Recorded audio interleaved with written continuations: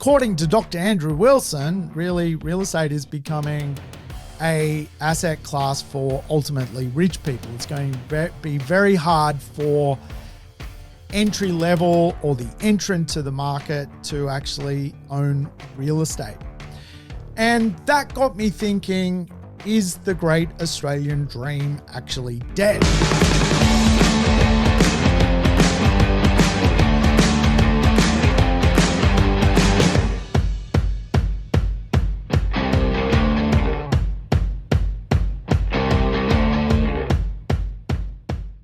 Welcome to the Urban Property Investor. I'm your host, Sam Saggers, here to help you crack the code of real estate wealth. Today's show, Code Cracker, yes. We're going to dig into the Australian dream. Is it actually dead? That's a fun show, isn't it? Is the Australian dream dead? Well, I hate to be the bearer of bad news, but today's show is a bit ugly. But hey, I don't want to be accused of not tackling the ugly episodes. And hey, a big part of my job is simply sharing information. And when I hear things which make a lot of sense, which are impactful, I want to share them because my job is to make the world a better place. And if I can really jolt you into making the right moves in your life because some things are quite painful to hear, and I want to share them with you. And really, I went along to a summit the other day. It was actually my own summit, which was on property and investment and socioeconomics and really the idea of everyone getting ahead in this world.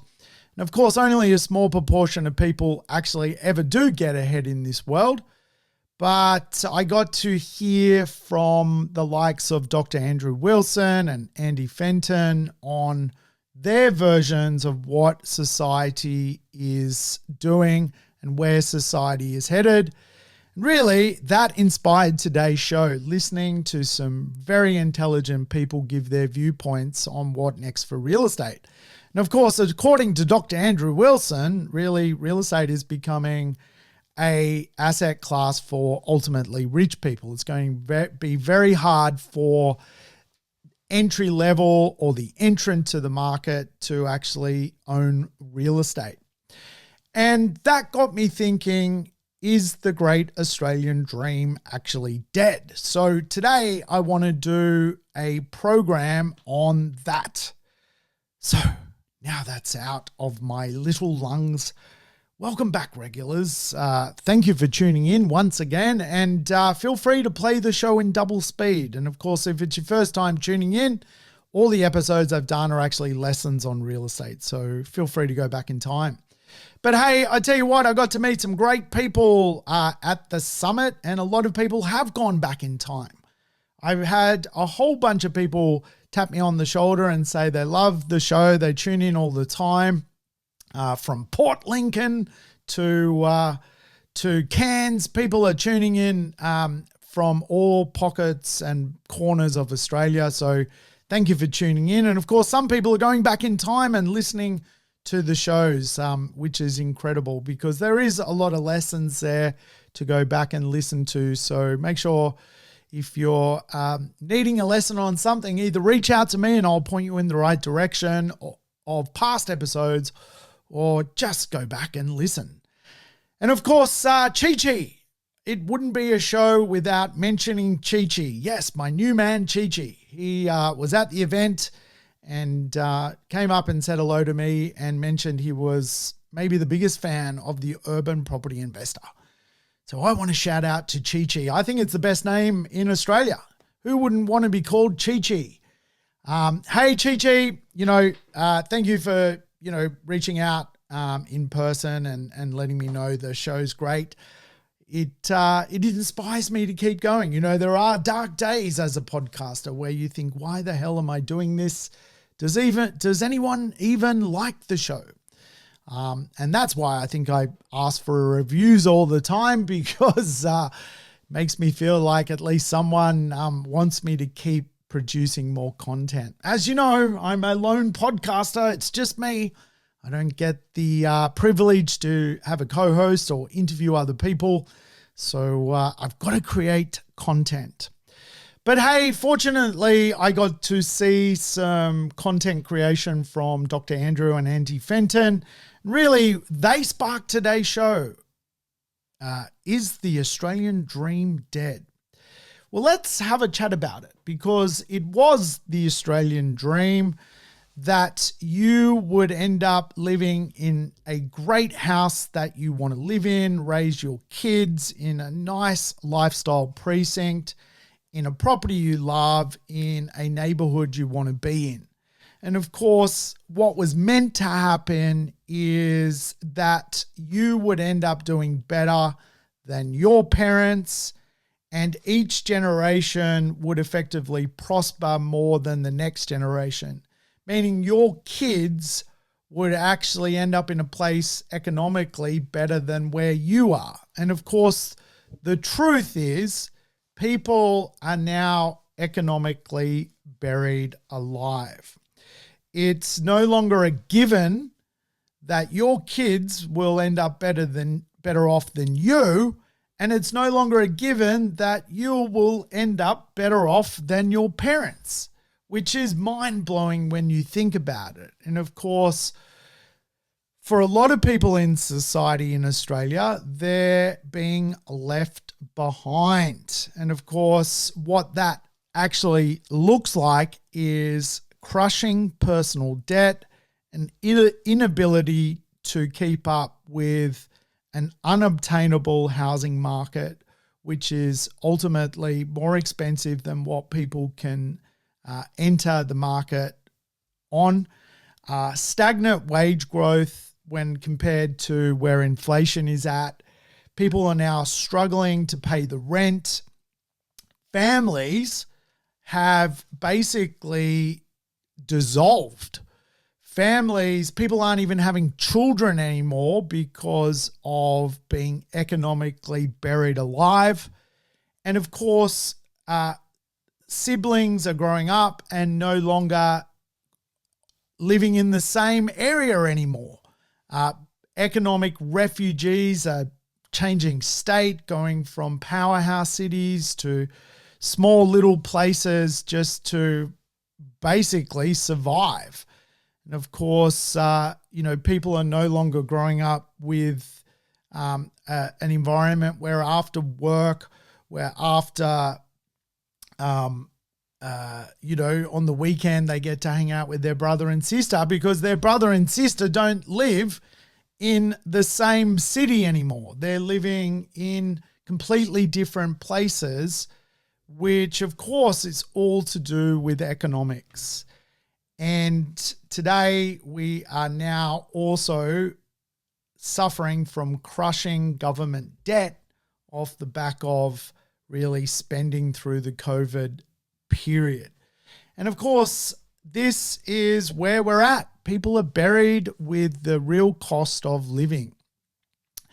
And really the spread of wealth, if you like, is broken, but it favors those with real estate. And every year we come up with ways for the real estate market to go up in value. And of course, we're all addicted to the real estate market going up in value. I'm addicted to it. And it really favors people like me with a bucket load of assets. The market only has to move by 7 to 10% in value, and I'm up $1 million. For other people, the market would need to move 100% or 200% for their real estate to go up by that amount of money. And so what is happening is there is a great transfer of wealth from people who are wealthy to themselves. That's what's happening. Every time the real estate market is going up, people with real estate are becoming wealthier. There's nothing wrong with that. That's the reality of the game we're in. But for people who do not have exposure to the marketplace, then they're simply falling behind. And of course, Australia's real estate market share is huge. It dwarfs the share market. Australia's property market is a $10.2 trillion real estate marketplace. The share market is at 1/5 of that, which is also mind-blowing that our biggest companies are actually smaller than the real estate marketplace. That's so fascinating because what that tells us is real estate is growing faster than our wages. Real estate is worth more than our wages. Let's break it down. The share market is made up of companies. Companies are made up of workers, and workers do not earn as much as real estate. Real estate effectively has way more value. And so people who own housing and investments, they're not complaining. They're not complaining. They get the wealth effect, and really they have become such a powerful lobby that they control the game. They control the game. They make sure people don't get into the market. They make sure people can't overdevelop in their areas. They become NIMBYs, and certainly today the largest proportion of wealth is controlled by really a much older part of society. Now, I see it firsthand. I run residential real estate businesses connected to investment, but equally I run real estate companies which basically work with local home buyers. And I can tell you that an entry-level investor is less abundant today, and an entry-level first home buyer is less abundant today than a 50-something with millions of dollars shopping for their future right-sizer, downsizer property. They are abundant, they've got a lot of money, and they're soaking up the real estate world.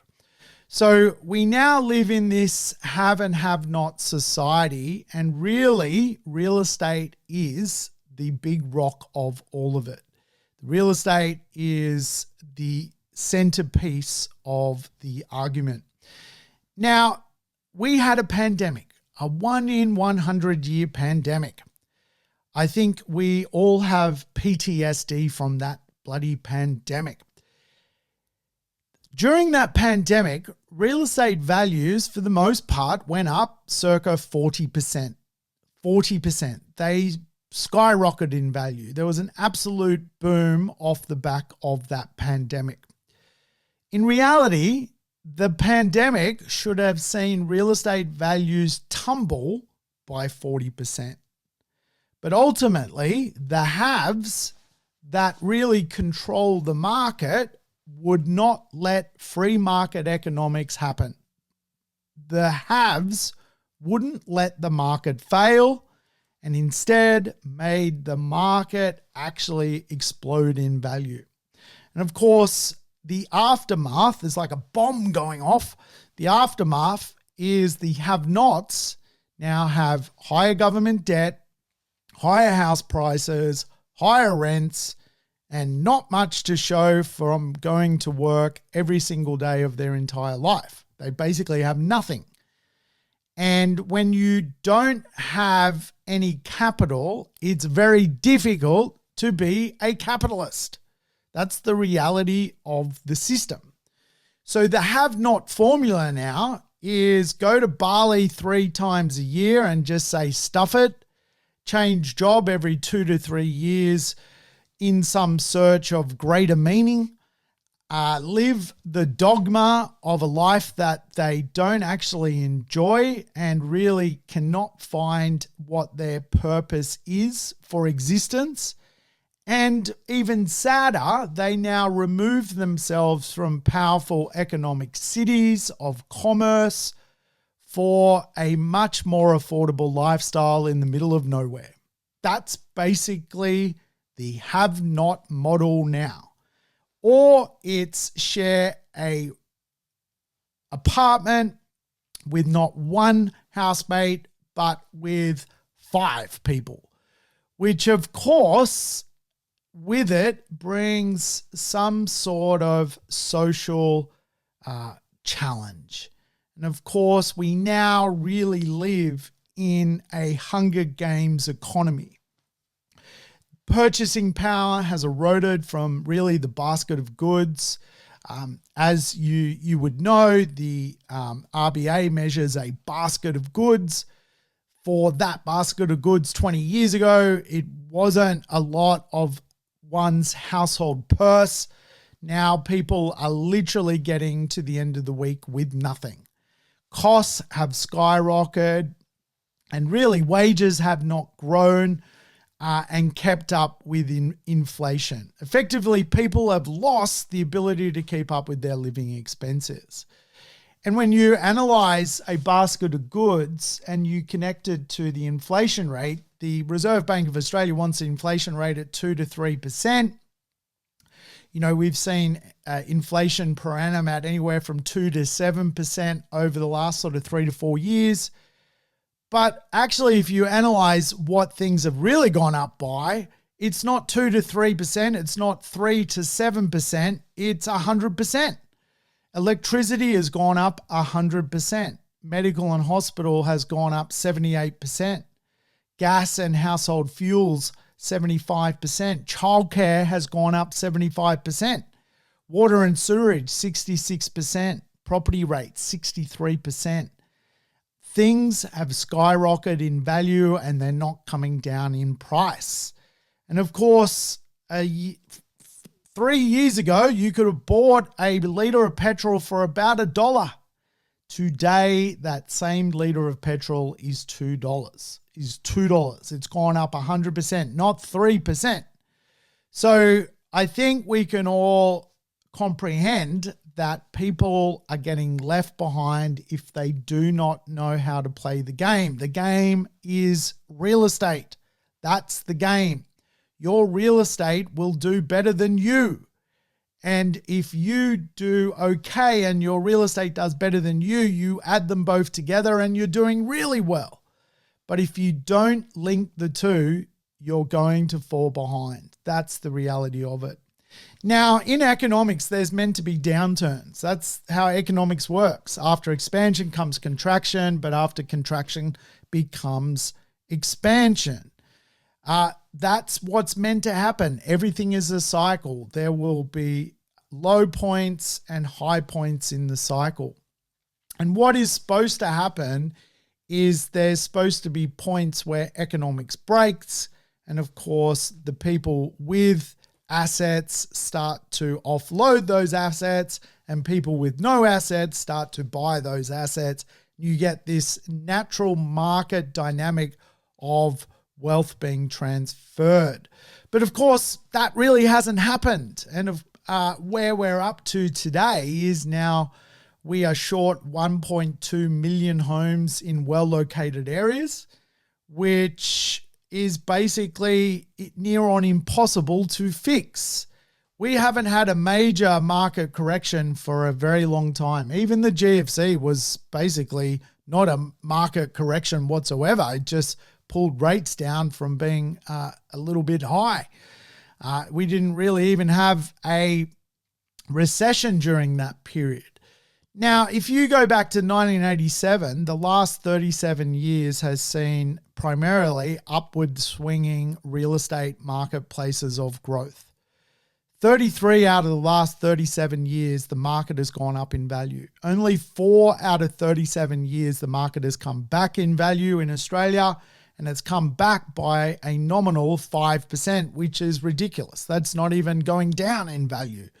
That's basically in 2008, 2011, 2018, and 2022, the real estate market collectively on those years came back around 5%. I mean, that's less than stamp duty.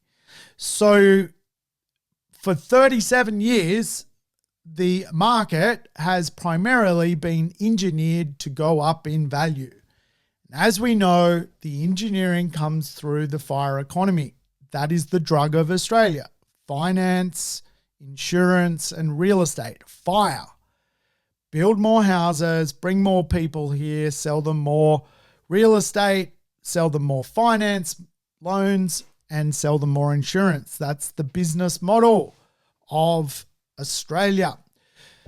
So that's the market you're in. And of course, for a lot of Australians, the problem is they're going to live for a very long time. And if they cannot economically advance themselves, they're destined for the pension. Today, even the older communities where primarily a lot of the haves are, there's still a lot of people on the pension. 4.6 million people receive full or part pension in this country, and that is a token amount of money.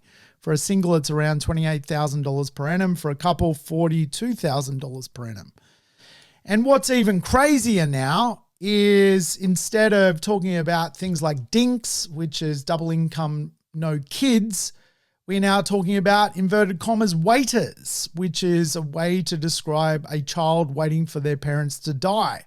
How crazy is that? Now people don't feel like they can be part of the economic world, that they're literally counting the days till they can receive economic advancement through the great wealth transformation from their parental generation because they can't get ahead themselves. It's the reality of the great Australian dream. Higher taxes, savings eroded by inflation, wages are eroded by inflation, people with bad debts, people giving up just going on 5 holidays a year just to deal with it, people unable to stay in the same job and build a career because they're searching in their mind for some sort of economic security, which is really a sad state of affairs. People's wages now produce less buying power than what property investment can produce for them. And that's the reality of Australia. Now, I'm a property guy. I shouldn't be talking about this. I should be hiding this under the mat, under the cover. But don't hate the game. Get even with the game. Join the game. Don't hate the game. Join the game. Don't hate the player. Join the players. That's really my message to anyone listening who feels like they are uninvested. You need to realize the game is moving potentially faster than you.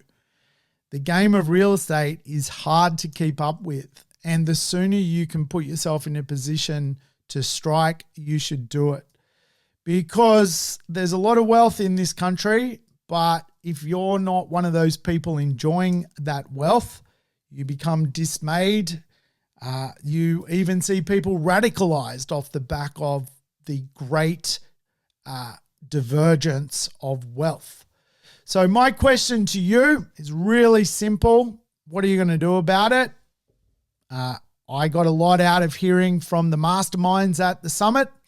What are you going to do about it? I'm really just a messenger today relaying that information, that it's time to step up because for a lot of people, they're simply going to be left behind. All right, folks, take that message and do something with it.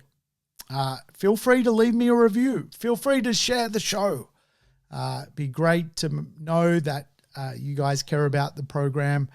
And for me, that's getting those reviews, knowing I'm wanted, knowing I'm not redundant, knowing I'm a have of podcasters, not a have not of the podcast community. All right, folks, talk soon. Thanks for tuning in to the Urban Property Investor. To never miss an episode, make sure you subscribe to the podcast on your favorite app or on YouTube. I would love it if you could give the show a rating and share it with your friends and family. In between episodes, you can always keep in touch with me by connecting on social media over Facebook, Instagram, or LinkedIn. Until we meet again on the next episode of the Urban Property Investor, take care and bye for now.